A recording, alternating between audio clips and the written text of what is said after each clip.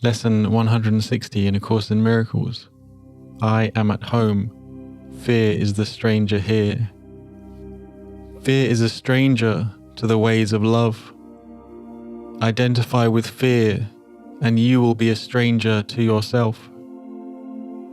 And thus you are unknown to you. What is yourself remains an alien to the part of you which thinks that it is real, but different from yourself. Who could be sane in such a circumstance? Who but a madman could believe he is what he is not and judge against himself? There is a stranger in our midst who comes from an idea so foreign to the truth he speaks a different language, looks upon a world truth does not know, and understands what truth regards as senseless. Stranger yet, he does not recognize to whom he comes, and yet maintains his home belongs to him, while he is alien now, who is at home. And yet, how easy it would be to say, "This is my home, here I belong, and will not leave because a madman says I must." What reason is there for not saying this?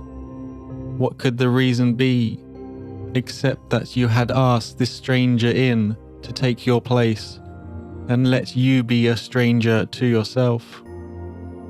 No one would let himself be dispossessed so needlessly, unless he thought there was another home more suited to his tastes. Who is the stranger? Is it fear, or you that is unsuited to the home which God provided for his Son? Is fear his own, created in his likeness? Is it fear that love completes and is completed by? There is no home can shelter love and fear. They cannot coexist. If you are real, then fear must be illusion. And if fear is real, then you do not exist at all. How simple then, the question is resolved. Who fears has but denied himself and said, "I am the stranger here, and so I leave my home to one more like me than myself, and give him all I thought belonged to me." Now is he exiled of necessity, not knowing who he is, uncertain of all things but this, that he is not himself, and that his home has been denied to him. What does he search for now? What can he find? A stranger to himself can find no home wherever he may look, for he has made return impossible. His way is lost, except a miracle will search him out and show him that he is no stranger now. Miracle will come, for in his home, his self remains. It asks no stranger in, and took no alien thought to be itself. And it will call its own unto itself, in recognition of what is its own. Who is the stranger? Is he not the one yourself calls not?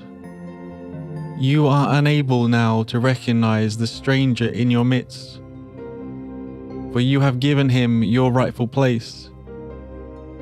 Yet is yourself as certain of its own as God is of his Son. He cannot be confused about creation.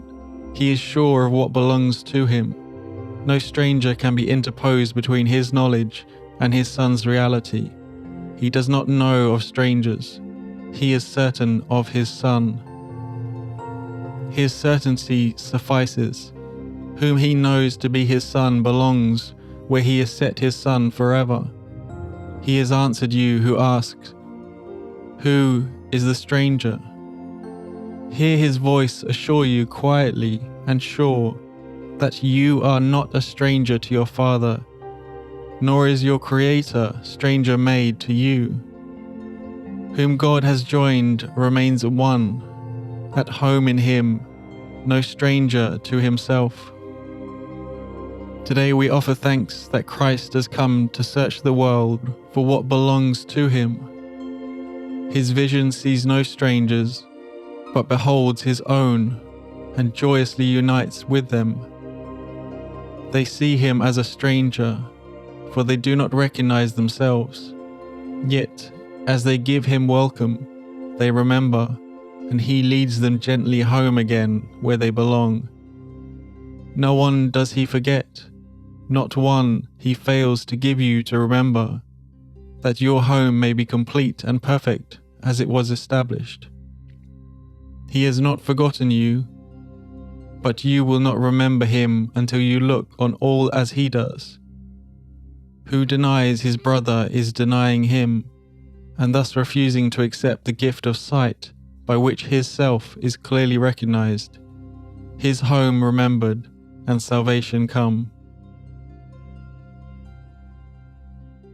Click on the card or the link in the description for the practice of this lesson.